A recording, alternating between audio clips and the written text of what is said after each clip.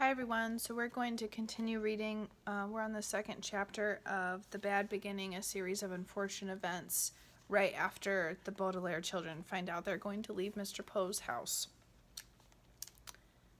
Good, said Albert, who had a piece of potato stuck between his teeth. Now we can get our room back. I'm tired of sharing it. Violet and Klaus are always moping around and are never any fun. And the baby bites, Edgar said, tossing a chicken bone to the floor as if he were an animal in a zoo and not the son of a well-respected member of the banking community. Where will we go? Violet asked nervously. Mr. Poe opened his mouth to say something, but erupted into a brief fit of coughing. I've made arrangements, he said finally, for you to be raised by a distant relative of yours who lives on the other side of town. His name is Count Olaf. Violet, Klaus, and Sunny looked at one another, unsure of what to think. On one hand, they didn't want to live with the Poes any longer. On the other hand, they had never heard of Count Olaf and didn't know what he would be like. Your parents will, Mr. Poe says, instructs that you be raised in the most convenient way possible. Here in the city, you'll be used to your surroundings, and this Count Olaf is the only relative who lives within the urban limits. Klaus thought this over for a minute as he swallowed a chewy bit of green bean. But our parents never mentioned Count Olaf to us. Just how is he related to us exactly? Mr. Poe sighed and looked down at Sunny, who was biting a fork and listening closely.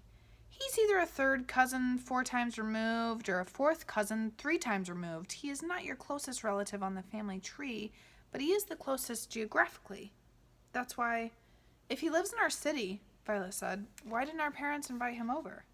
Possibly because he was very busy, Mr. Poe said. He's an actor by trade and often travels around the world with various theater companies. I thought he was a count, Klaus said. He is both a count and an actor, Mr. Poe said. Now, I don't mean to cut short our dinner, but you children have to pack up your things, and I have to return to the bank to do some more work. Like your new legal guardian, I am very busy myself. The 3 Baudelaire children had many more questions for Mr. Poe, but he had already stood up from the table and with a slight wave of his hand departed from the room. They heard him coughing into his handkerchief, and then the front door creaked shut as he left the house. Well, Mrs. Poe said, you 3 had better start packing. Edgar, Albert, please help me clear the table. The Baudelaire orphans went to the bedroom and glumly packed their few belongings. Klaus looked distastefully at each ugly shirt Mrs. Poe had bought for him as he folded them and put them into a small suitcase. Violet looked around at the cramped, smelly room in which they had been living, and Sunny crawled around solemnly, biting each of Edgar and Albert's shoes, leaving small teeth marks in each one so she would not be forgotten. From time to time, the Baudelaire children looked at one another, but with their future such a mystery, they could think of nothing to say. At bedtime, they tossed and turned all night, scarcely getting any sleep between the loud snoring of Edgar and Albert and their own worried thoughts. Finally, Mr. Poe knocked on the door and stuck his head into the bedroom.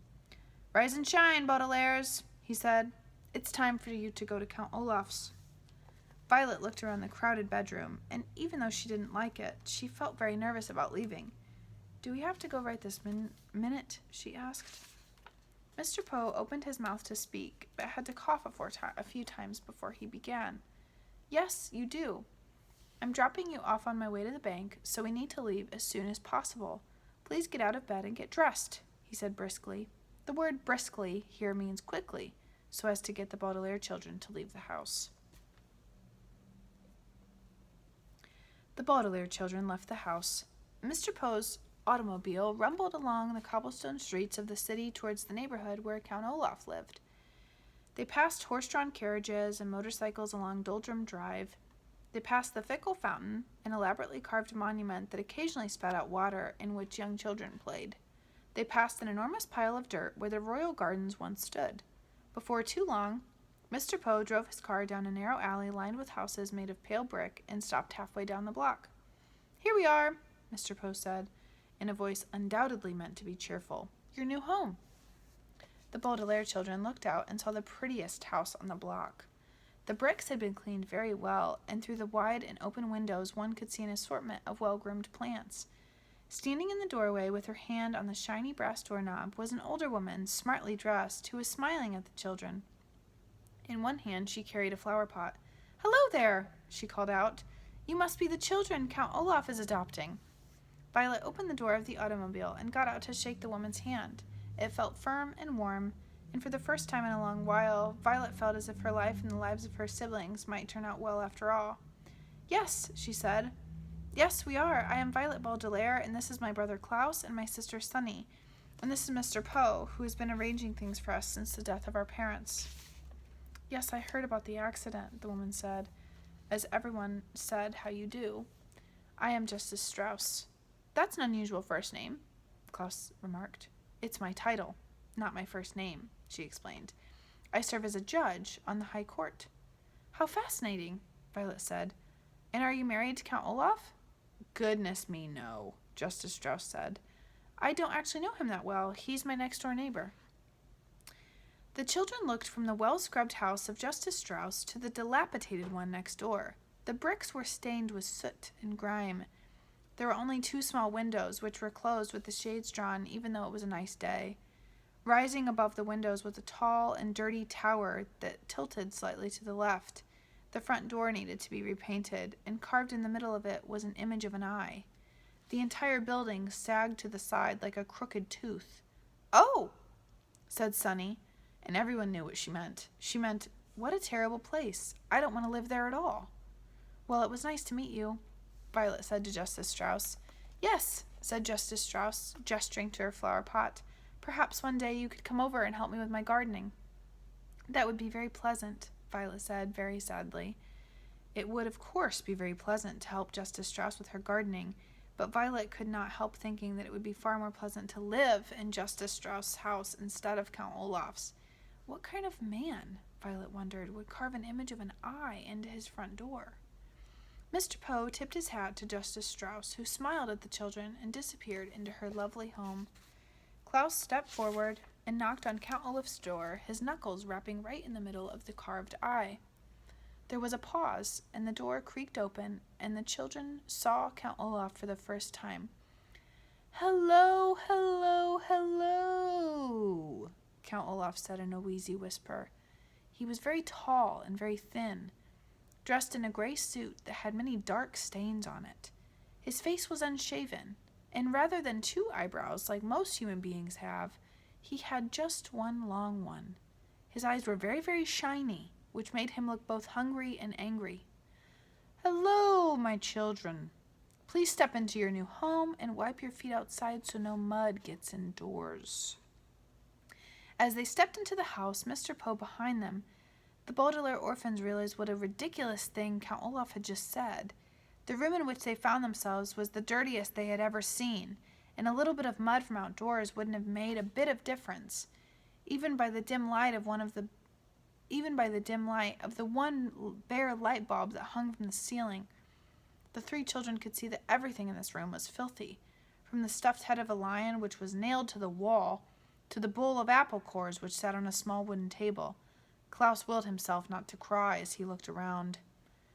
"This room looks like it needs a little work," Mr. Poe said, peering around in the gloom.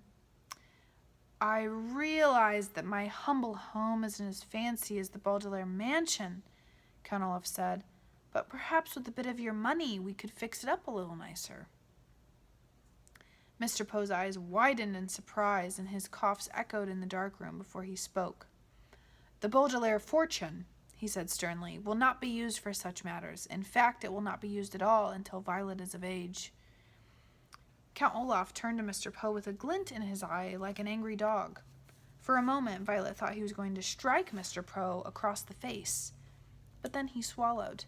The children could see his Adam's apple bob in his skinny throat, and shrugged his patchy shoulders. "All right, then," he said. "It's the same to me. Thank you very much, Mr. Poe, for bringing them here. Children, I will now show you to your room." "Goodbye, Violet, Klaus, and Sunny," Mr. Poe said, stepping back through the front door. "I hope you will be very happy here. I will continue to see you occasionally, and you can always contact me at the bank if you have any questions." "But we don't even know where the bank is," Klaus said. "I have a map of the city," Count Olaf said. "Goodbye, Mr. Poe." He leaned forward to shut the door, and the Baudelaire orphans were too overcome with despair to get a last glimpse of Mr. Poe. They now wished they could all stay at the Poe household, even though it smelled. Rather than looking at the door then, the orphans looked down and saw that although Count Olaf was wearing shoes, he wasn't wearing any socks. They could see, in the space of pale skin between his tattered trouser cuff and his black shoe, that Count Olaf had an image of an eye tattooed on his ankle, matching the eye on his front door. They wondered how many other eyes were in Count Olaf's home, and whether, for the rest of their lives, they would always feel as though Count Olaf were watching them even when he wasn't nearby. So we're going to stop there today because that chapter is over. Thank you.